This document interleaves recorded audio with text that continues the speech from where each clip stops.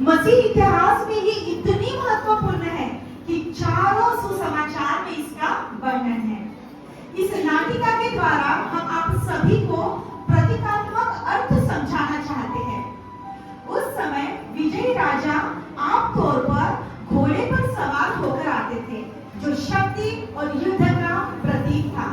लेकिन यीशु गधे को चुना, जो शांति और नम्रता का प्रतीक है, जो जकरिया 9:9 की भविष्यवाणी से मेल खाता है।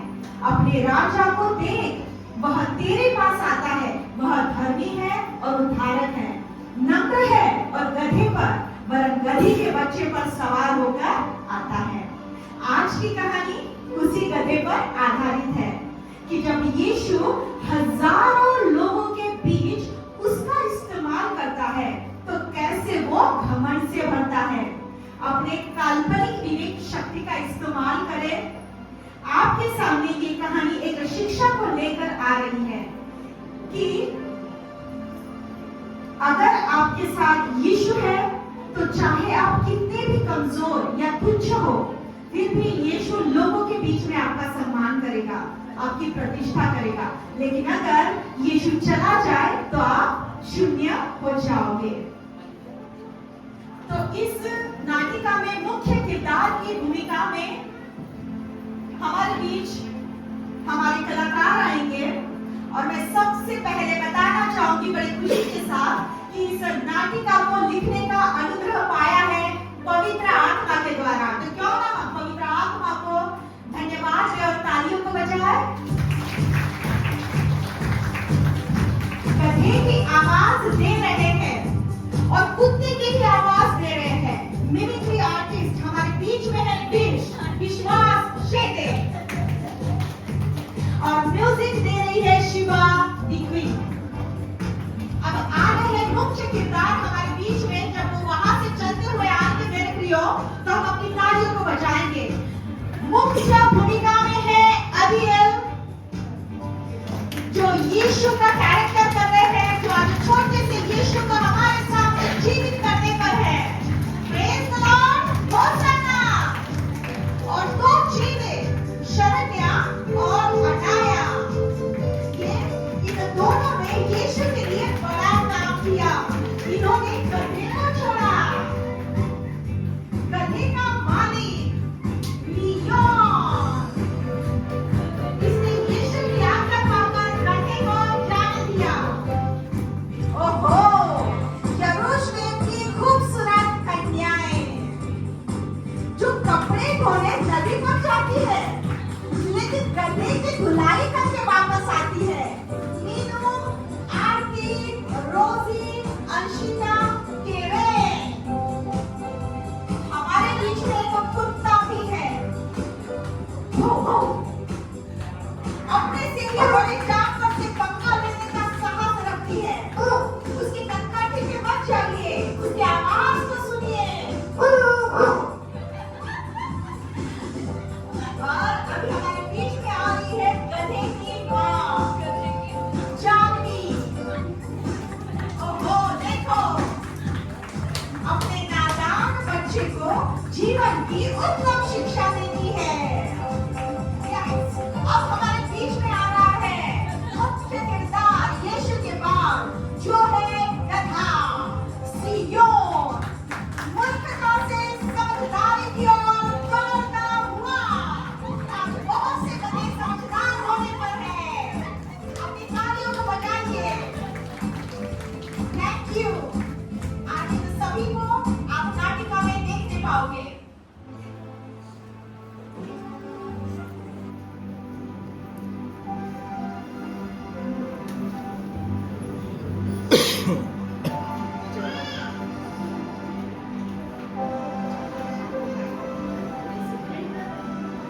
नाटिका की शुरुआत हो रही है। नाटिका का नाम है छोटा सा गधा हूं मैं, छोटा सा गधा। प्रभु यीशु की सेवकाई शुरू होकर अभी 3.5 साल हो गए। इन सालों में यीशु ने यरूशलेम और आजू बाजू के सारे प्रांतों में हलचल मचा दी। लोगों ने पापों से मन फिराया, पश्चाताप किया, उन्हें उद्धार मिला, लोग खुश थे।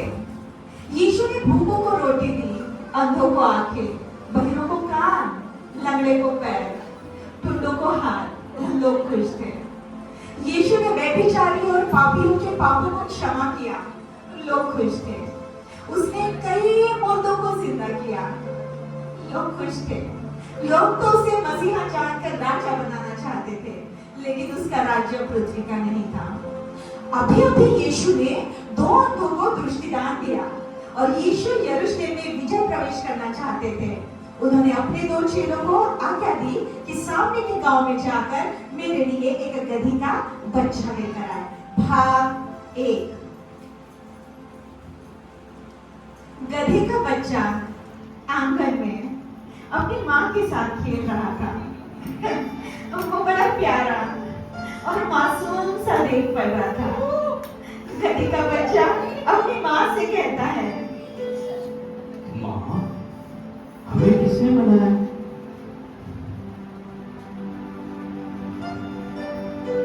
माँ, हमें ऐसे घर के बाहर क्यों बांध कर रखते हैं? घर के अंदर भी आने नहीं देते। अरे बेटा, हम तुच्छ जानवर हैं, सिर्फ काम करने के लिए बनाए गए हैं। गधा। माँ, हमें किसने बनाया? माँ, इस दुनिया का बनाने वाला, हम सबका सृष्टिकर्ता एक ही है। गधा। बोलो ना माँ, जल्दी। माँ, कौन है वो? माँ, यीशु। इतने में आंगन में पुकारते पुकारते, पूछते पूछते 2 चेले आए।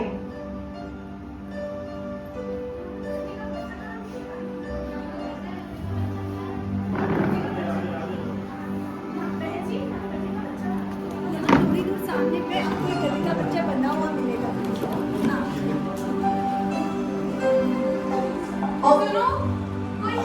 कोई है क्या? और वो गधे के बच्चे के मालिक को आवाज लगाने लगे और माँ और गधा बच्चा भी उन चेलों को देख रहे थे। उतने में मालिक घर के बाहर आया। हाँ बोलो, क्या बात है?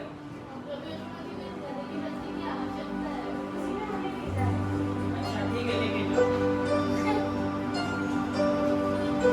ये सुनते ही माँ भागकर बच्चे के पास आई और बोली, मेरे बच्चे, यीशु को तेरी जरूरत है। ये वही यीशु है जिसने तुझे और मुझे बनाया। छोटे से गधे के चेहरे पर खुशी और कौतूहल था। वो अपनी माँ की बातों को कान लगाकर सुन रहा था। माँ, अच्छे से जाना, मस्ती नहीं करना। यीशु जो कहे सिर्फ वही करना, और बेटा काम होते ही वापस आ जाना। माँ तुम्हारा इंतजार कर रही है। 2 चेले गधे के बच्चे को अपने साथ लेकर यीशु के पास जाते हैं और जैसे ही यीशु यरूशलेम में विजय प्रवेश करते हैं, गधे के बच्चे पर बैठकर तो लोगों की भीड़ उसके पास दौड़ी चली आती है। कहीं होसन्ना के नारे लग रहे हैं, तो कहीं लोग पेड़ों की डालियां तोड़कर रास्तों में बिछा रहे हैं, तो कोई अपने कपड़े बिछा रहे हैं।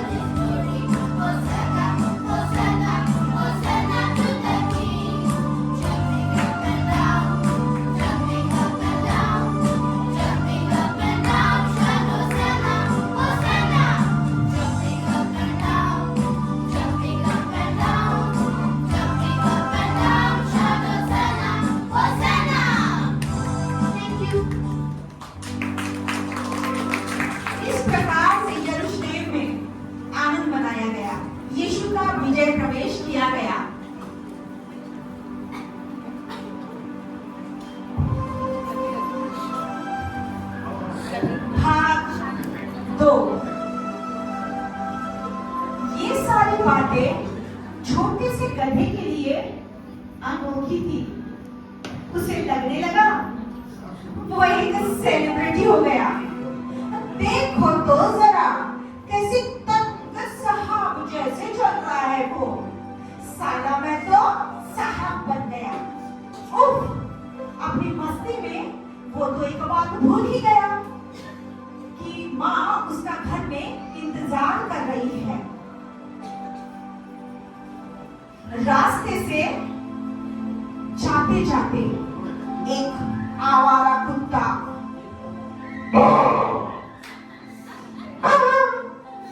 कभी के बच्चे पे भौंका।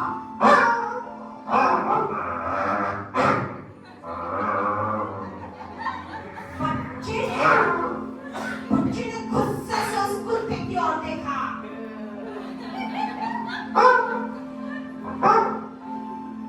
चुप चुप हो जा आवारा कुत्ते। अब तुझ मुझ पे बहुत मन। अब मैं फेमस हो गया हूँ। सारा यरूशलेम मुझे जानता है। देखा नहीं, कल सारे लोग मेरे आगे झुक रहे थे। मेरे पैरों को भी जमीन पर नहीं गिरने दे रहे थे। अपने कपड़े तक उन्होंने जमीन पर डाल दिए।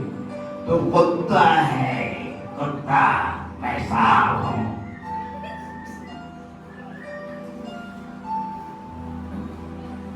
यरूशलेम के नदी का किनारा।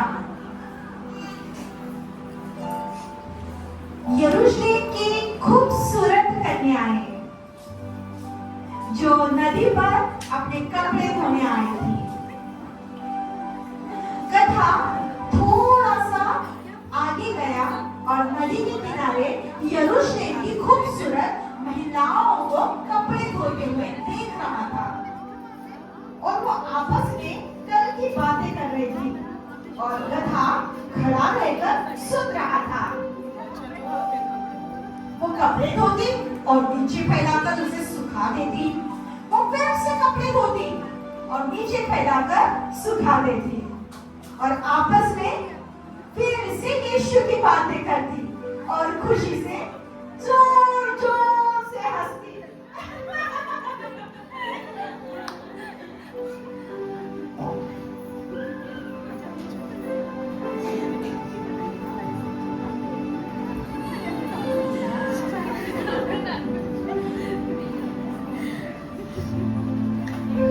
गधा अपने मन में सोचने लगा, आज फिर से लोग मेरे लिए कपड़े डाल रहे हैं और ये कुत्ता मुझ पर भौंकता है।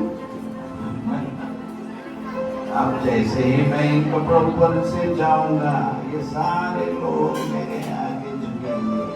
तब कुत्ते को समझ में आएगा कि मैं कौन हूँ।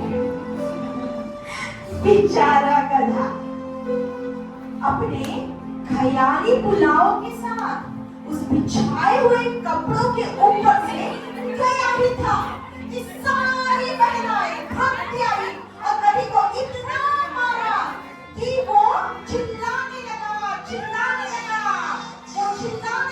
वो मारती गई, वो चिल्लाने लगा। आपस में कहने लगी, कहाँ से आया और उसको मारने लगी, हमारे सारे कामों को खराब कर दिया, ऐसा कहने लगी। वो उसे बहुत मारने लगी और भी मारने लगी। गधे, तूने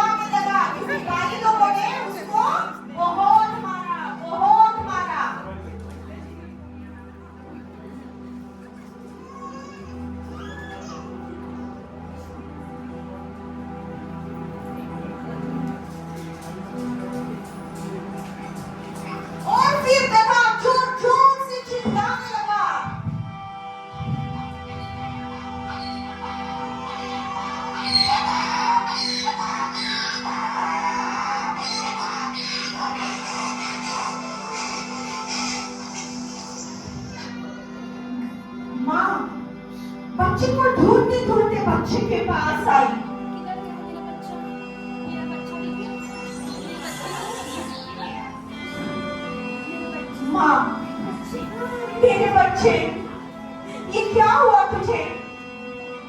किसने तेरी ये हालत की? गधा। माँ, तब तो ये सारे लोग मेरे आगे नाच रहे थे, घुसाने के गाने लगा रहे थे, कपड़े डालियां डाल डाल कर मेरा स्वागत कर रहे थे। पर आज उन्होंने मुझे इतना मारा मम्मा, इतना मारा, मैं सूझ गया हूँ मम्मा, चल भी नहीं सकता मम्मा। माँ, मेरे नादान बच्चे, तू गधा ही रहेगा। अरे बेटा, वो कल तेरा मिलकर नहीं कर रहे थे। जो तेरे ऊपर बैठा था यीशु मसीह, उसके आगे झुक रहे थे, तुझे सलाम नहीं कर रहे थे। मेरे बेटे, अगर यीशु गधे पर भी बैठेगा तो गधे को भी कीमत है, नहीं तो कुछ भी नहीं। गधा खुशी से। अच्छा माँ, ठीक है माँ, मैं समझ गया। जब यीशु मुझ पर बैठेगा तभी मैं उसके काम का हूँ। हाँ। गधे ने समझदारी की बात की और वो समझ गया कि यीशु के बिना उसकी कोई भी कीमत नहीं। और फिर वो बड़े खुशी के साथ एक गीत को गाते हुए नाचा। छोटा सा गधा हूँ मैं, छोटा सा गधा, जिस पर यीशु बैठा था वो छोटा सा गधा।